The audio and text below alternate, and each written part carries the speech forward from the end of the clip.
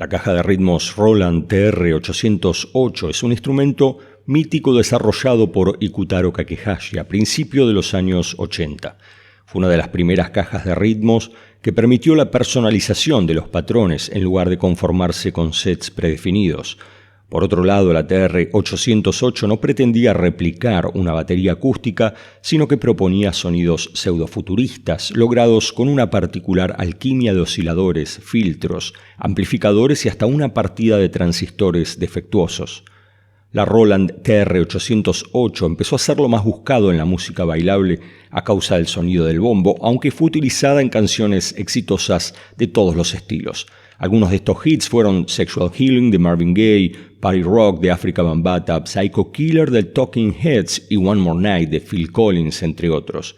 Por estas latitudes, Charly García usó la Roland para la totalidad del disco Clicks Modernos. En el tema Estoy Verde, la TR-808 brilla junto al sample de un grito de James Brown.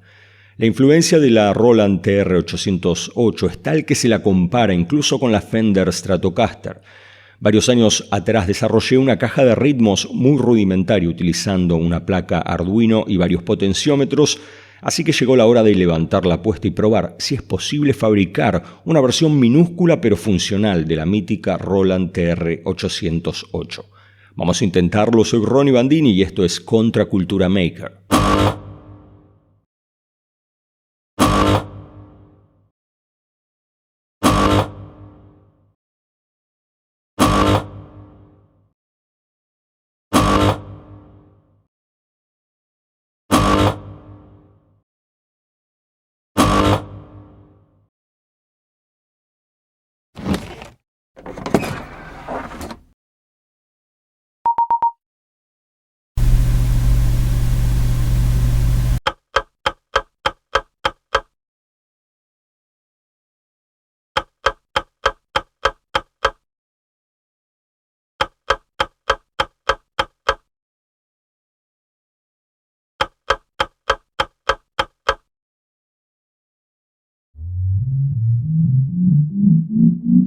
Thank